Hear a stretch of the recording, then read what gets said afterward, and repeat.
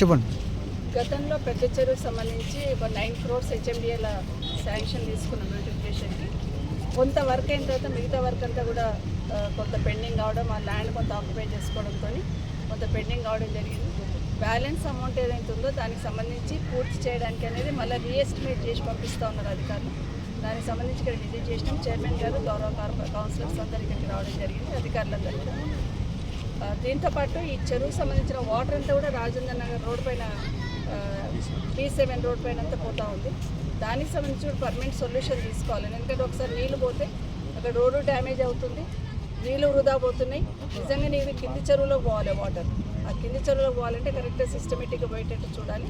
దానికి ఇరిగేషన్ వాళ్ళతో కూడా మాట్లాడి కింది వరకు వెళ్ళేటట్టు ఒక పైప్ వేయడం ఏదైనా చూసి ఆ వాటర్ కూడా వేస్ట్ కాకుండా చెరువు కూడా ఇబ్బంది కాకుండా ఉండేటట్టు చూడడానికి ప్రయత్నం చేస్తాం. దీంతోపాటు మన ఫారెస్ట్ ఏరియాలో ఉన్న వాకింగ్ ట్రాక్ ఒకటి చేసినాం గతంలో.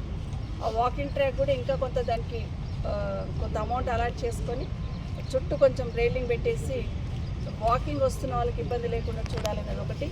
అక్కడికి వచ్చినప్పుడు పిల్లలు అక్కడున్న స్టూడెంట్స్ అందరు కూడా అడిగి ఉన్నారు, కొంత ప్లే ఏరియా లాగా ఉండాలమ్మని. అటు సైడ్ కొంత ఏరియా ఉంది, అక్కడున్న డ్రైన్ ప్రాబ్లం లేకుండా చూసుకొని అదొకటి చేసే ప్రయత్నం చేస్తాం. ఇవన్నీ చేయడం ఒకటైతే అన్నిటికన్నా ముఖ్యంగా ఈ ప్రభుత్వానికి ఒకటే విజ్ఞప్తి చేస్తున్నాను. జల్పల్లి మున్సిపాలిటీలో ఏ బస్తీ చూసినా, ఏ కాలనీ చూసినా డ్రైనేజ్ సిస్టమ్ ప్రాబ్లం ఉంటుంది, రోడ్స్ ప్రాబ్లం ఉంటుంది.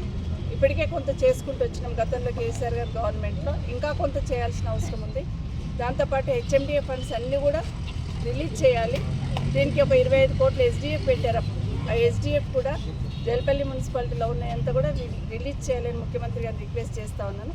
ఎందుకంటే ఈ జల్పల్లిలో ఉన్న వాళ్ళందరూ పేద మధ్యతరగతి వాళ్ళే ఉంటారు. పాపం ఆ డ్రైనేజ్ దాంట్లో ఇబ్బంది పడుతూ ఉన్నారు.